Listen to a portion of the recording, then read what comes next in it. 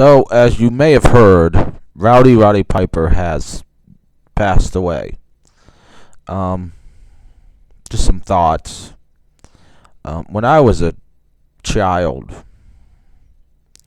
many years ago, when dinosaurs still roamed the plains, and we had to hunt mammoths for food, Rowdy Roddy Piper was a big villain in WWE.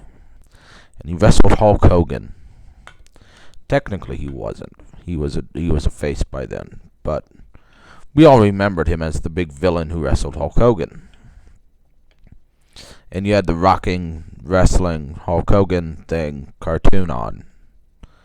And he was a villain on that, though I don't think he did his own voice. So yeah, and that's what I remembered him as a child. So I hated him, of course, because Hulk Hogan was like my idol.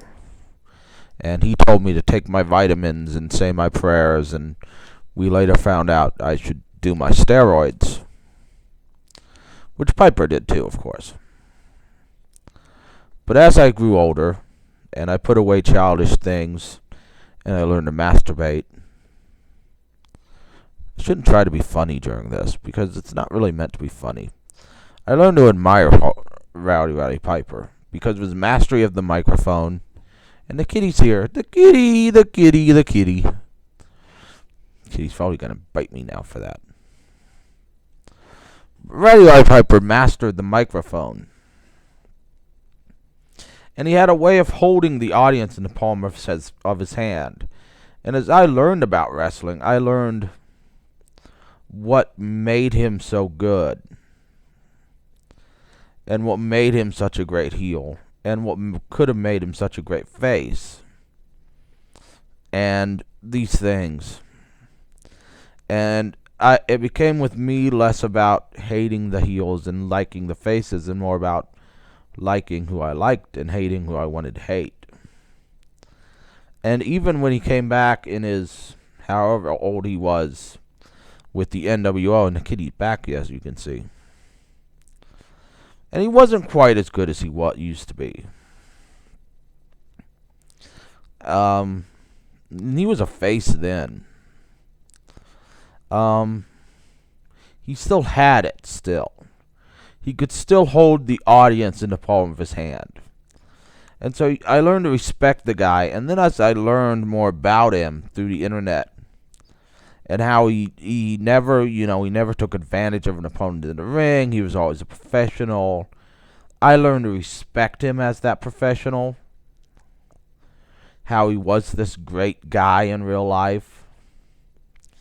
And how everybody liked to work with him. Unlike others who will remain nameless, but who have 3 H's in their names. And another thing I remember about Piper is during the Vince Russo era, they had this thing where he came out and he was supposed to badmouth the company, which Piper could easily do because he was Piper. And they kept cutting off his mic, and that went absolutely nowhere because I think Piper just told him to fuck off, which Piper could have, or his contract expired. But Piper was never one who... I have a feeling backstage he would have voiced his disapproval, and Vince Russo would have turned that into an angle. But yeah, it's very sad to see him go. It was kind of sad to see him in his last run in WWE when he was with Sean O'Haire, and you could tell he really couldn't go in the ring anymore. But he still had that ability to hold the audience in the palm of his hand on the microphone. And remember, in the 80s, that ability was rare. It was mainly held with managers. You rarely saw a wrestler like Piper in the ring who could go in the ring and do a lot of stuff, but could go on the microphone and really hold you on the microphone. And that's what made him so good. Probably one of the best of all time. Well, undoubtedly one of the best of all time. What am I talking about? And, if Hogan hadn't have been there, they could have built the company around Piper. and that's why Piper was able to branch out. So he was truly a trendsetter in WWE, and was truly one of those guys who should be remembered as a guy who really helped the industry and helped push it forward. And a guy who really was needed during that rock and wrestling era, because Hogan needed somebody as good as him on the mic during that era who could push the company forward.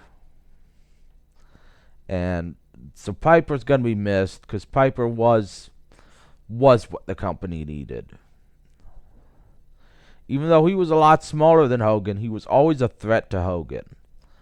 And I don't think anyone else could have done that like Piper did it. So Piper's going to be missed sorely in wrestling.